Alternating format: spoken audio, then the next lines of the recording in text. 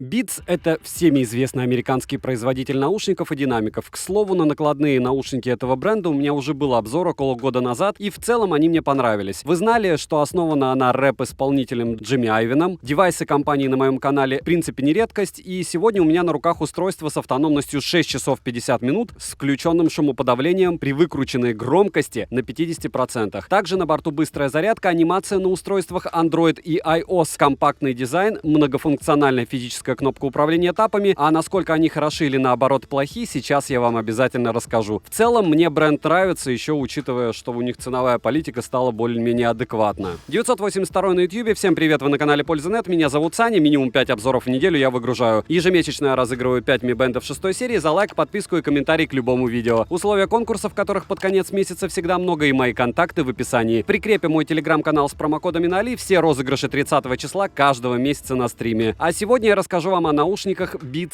Studio Buds. Полетели. Распаковка. Коробка очень компактных размеров, но это и неплохо. Изготовлена из тонкого картона она, пришла целая и невредимая. Оформление минималистичное, черный фон, на котором есть изображение наушников, название и спеки на русском языке. Открывается, кстати, так же, как новые айфоны. При первичном вскрытии коробки неприятный запах имелся, но быстро выветрился. Внутри все аккуратно уложено, в комплект входят наушники, зарядный кейс, запасные амбушюры разного размера хорошего качества, но они не пенные. Кабель для зарядки USB-C, USB-C, наклейка с логотипом компании, руководство пользователя и гарантийный талон. Летим дальше. В продаже имеется девайс в 3 цветах на выбор: красный, белый и черный. Зарядный кейс изготовлен из качественного матового пластика, в моем случае красного. Я его выбирал, и взгляд к себе он однозначно приковывает. Не заметить точно трудно, искать по дому легко. Форма у бокса обтекаемая овальная, габариты небольшие, 72 мм на 51 на 25 мм. А по весу кейс очень легкий, 47 граммов. В кармане не потеряешь, но и много места занимать не будет. Тактильно очень приятный, при этом скользкий и не маркий. На себя физические повреждения принимает с трудом, что, конечно, очень даже хорошо. На корпусе расположен разъем USB-C, светодиодные индикаторы и логотип компании. Люфт у крышки есть в любом положении, но не сильный. И не будем забывать, что сейчас большая редкость встретить кейс без люфта вовсе, и чтобы он не появился через 2 недели. Открыть одной рукой бокс достаточно просто, крышка в открытом положении не фиксируется, но и не пытается стремительно захлопнуться сама. Внутри все в одном матовом исполнении, есть 2 места под каждый наушник, в каждом из которых по 2 контакта для зарядки, а между ними функциональная кнопка, в частности для первичного сопряжения устройства. Наушники в боксе не гуляют совершенно, вытрясти их у меня не получилось, магниты великолепные, но достать из кейса наушники не всегда просто, так как пальцы соскальзывают. Привыкать нужно, на 2-й день уже нормально достаешь. Хлопок при закрытии крышки бодрый и звонкий. Наушники от кейса можно перезарядить 3 полных раза, полный цикл зарядки бокса 1 час 5 минут, быстрая зарядка наушников есть, за 10 минут набегает 30%. И хватит вам этого на 2 часа воспроизведения с включенным шумоподавлением на 50% громкости. Беспроводной зарядки, к сожалению, не завезли. Переходим к наушникам. Изготовлены уши из аналогичного кейсу матового пластика, но панель управления тапами глянцевая. Дизайн неплохой, не скажу, что сильно отличается от большинства ТВС-затычек. Габариты наушников составляют 18 на 17 на 17 мм по самым крупным частям корпуса. Размеры в месте расположения кнопки управления тапами 8 на 16. Вес одного наушника с амбушюрой размера М5 граммов. Посадка в ухе достаточно комфортная. Лично у меня дискомфорта не вызывало ничего, при этом, что удивительно, сразу же подошла амбушюра, которая стояла по умолчанию. При длительной носке уши не устают, из рук убегают просто на ура, при занятии спортом из ушей не выпадают, еще и в посадке не изменяется ничего, поправлять постоянно не приходится. Звуковод приемлемых размеров, 0,3 мм в длину и 5 мм в диаметре. На корпусе каждого наушника расположены по 2 неуглубленных контакта для зарядки, физическая кнопка для управления тапами, микрофоны и маркировка правого и левого наушника. И спасибо, что они есть, иначе понять, где какой, было бы очень сложно, хотя в кейсе про эту маркировку забыли. Из тапов имеется воспроизведение паузы, перелистывание композиции, вызов голосового помощника и управление шумоподавлением и режимом прозрачности. Всего завести можно 2 вида тапа. Активное шумоподавление есть, работает в целом неплохо, но не перекрывает полностью даже мелкие шумы. Опять же, на 100% громкости вы не услышите метро, на 80% громкости тоже не услышите, если будет включен режим активного шумоподавления, так же, как и в машине. С другой стороны, если включать только активный шумодав, окружающие шумы будут слышны все-таки. Режим прозрачности также на борту работает натурально и реалистично. В этом смысле они прям супер молодцы. Заряд наушников в шторке устройства на Android виден, на iOS только значок подключенных наушников. Заряд контролировать возможности нет, и посмотреть в целом его негде, только в свойствах. По одному наушники работают, переподключаются бесшовно, сенсоров приближения нет, автоматически подключаются после открытия бокса, мультипоинт не завезли, что печально, анимации есть как на Android, так и на iOS системах. За 20 минут зарядки набегает достигает 80%. Отыграли 6 часов 50 минут при включенном шумоподавлении на 50% громкости, что сильно. Защита от пыли и брызг IPX4, я их искупал, и с ними все хорошо. Другого результата ожидать не стоило, но купать их нельзя, потому что IPX4 не подразумевает то, что вы можете их бросать в воду. Далее, для удобного использования на андроиде нужно установить приложение Beats. Функций в нем немного. Перевод хороший, на главном экране виден заряд наушников, ниже панель переключения между шумоподавлением, режимом прозрачности и обычным режимом. Также можно переименовывать устройство, настроить минимально тапы, а именно выбрать либо управление шумоподавлением, либо вызов голосового помощника. Не особо тут разгуляешься, правда? Далее, техническая информация, регистрация и ознакомление с функциями наушников. На iOS приложения нет. Управление производится прямиком из настроек в разделе Bluetooth, и из функций тут управление шумоподавлением и режимом прозрачности. Ниже настройка тапов, аналогичная, как на андроиде, и техническая информация. На этом все. Кнопки «Обновить прошивку» я не увидел ни там, ни там. Bluetooth-версия данного устройства неизвестна, данной информации производитель не представил, как информацию о кодеках и железе. Поэтому я сам могу перечислить только те, которые сам увидел в режиме разработчика на OnePlus 9 Pro. Это AAC и SBC кодеки. Подключить их к смартфону просто, как и любые ТВС. Открываем кейс, нажимаем и удерживаем единственную кнопку, ищем наушники в настройках во вкладке Bluetooth. Либо при появлении анимации нажать «Подключить», что значительно сэкономит время, и она у вас будет. Через две стены не отваливались и фризов не было. А вот на улице, когда телефон убираешь в карман, фризы появляются. Задержки на YouTube минимальны, в играх задержка есть, но глаз не режет. Многим они могут практически быть незаметны. Примеры вы сейчас увидите на экране.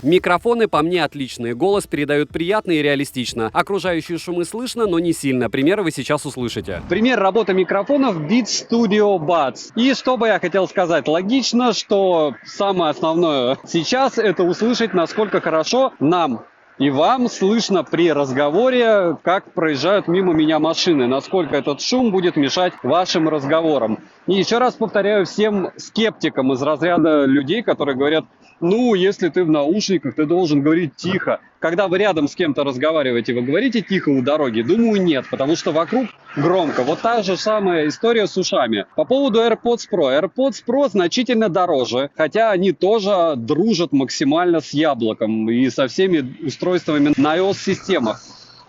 Если брать, чтобы выбрал для себя я, вы узнаете в ролике, во всяком случае по звуку. По микрофонам я бы сказал, что прошки чуть-чуть, но по мне лучше. Это раз. Два, по скорости работы, по скорости подключения они примерно одинаковые. Но то, что яблочники делают что-то новое, что-то интересное, по функционалу не уступающее Pro-версиям своим, это хорошо, это раз. И два, помимо этого, вы получаете, вот я, допустим, купил их и обрадовался при подключении к айфону, что получил Apple Music на полгода. Это все-таки минус 1000 рублей с копейками. То есть считайте как скидка. И в целом за свои деньги они хороши. Но опять же об этом вы узнаете в ролике. И хороши, опять же, для айфона. Ну а топ наушников для iOS устройств, включая iPad и все остальное, у вас будет скоро на канале. И вы сможете это дело посмотреть и узнать, что лучше работает и как прослушать музыку высокого качества с iOS устройств. Также я вам расскажу. Звучание мне лично очень понравилось. Звук качественный. Если не превышать 80-90% громкости, выше же басы слегка трещат. И в целом звучание становится неприятным, но кашей я это тоже не назову. Все жанры наушники воспроизводят отлично, но лучше всего у них получается рэп и поп-композиции. И туда же, конечно, разновидности направлений, заточенных под хороший бас. бас. И средний бас здесь тоже есть. Запас громкости есть, для меня достаточный, но кому-то может и не хватить. Сцена средняя, дальность инструменталов не сильно ощущается, но при этом объема хорошо добавляет объемный бас. Но помним, что все зависит от композиции и ее качества. Низкие частоты в целом будут более выражены, чем высокие и средние, что логично, это же затычки, не вкладыши и не полноразмерные. Сильного характерного окраса нет, что, как по мне, не очень хорошо, потому что звучит все более-менее натурально. Если в целом подводить итог, то звук хороший, приятный, бас качественный на свои деньги. Из минусов: нет сенсоров приближения, нет настраиваемого эквалайзера или хотя бы пресета в программе, на улице есть фризы, нет беспроводной зарядки бокса, нет мультипоинта и есть люфт у крышки, хоть и незначительный. Стоят они в районе $180, ссылка будет, как всегда, в описании к видео. Если промокоды, посмотрите в моем телеграм-канале, также по ссылке в прикрепленном комментарии. Я умудрился их купить за $150. Кстати, вдруг на момент вашего просмотра появятся скидки либо вкусные предложения, я обязательно туда скину их. Резюмируя, на свою цену слегка расстраивает отсутствие самых простых и базовых фишек, но тем не менее звучание здесь хорошее. Дизайн удобный и компактный, что естественно упрощает использование. Как вы считаете, в данном случае также идет легкая переплата за статус бренда или уже адекватно 10 тысяч рублей за данные уши, учитывая, что опять же 1000 уйдет владельцам айфонов на оплату Apple Music? По мне, более чем нормально. Кстати, серьезно, я без шуток. Они однозначно попадут в какой-то мой топ. Скорее всего, правда, не топ-10 наушников для айфона, потому что он уже готов, но эти будут, скорее всего, вне топа. Битсы молодцы, яблоко здесь сдюжило. Девайсу однозначно да. Не забываем подписываться с колоколом, писать в комментариях, что бы вы еще хотели увидеть у меня на обзоре. Добра и удачи вам, дорогие друзья!